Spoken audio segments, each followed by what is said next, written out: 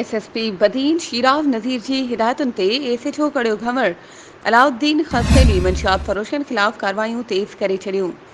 शहर ऐं बहिराड़ी जे मुख़्तलिफ़ हंधनि ते कार्रवाई करे मंशियात फरोश गिरफ़्तार करे केस दाख़िल कया। पुलिस स्टेशन कड़ियो घमर मूजिब राहुकी में कार्रवाई करे महबूब चांग के 400 हथरादू तैयार कयल गुटका गरीब आबाद कॉलोनी मां विश्व कोहली 200 हथरादू तैयार कयल गुटका कंभा पाड़ा मां जावेद खेबर के 500 हथरादू तैयार कयल गुटका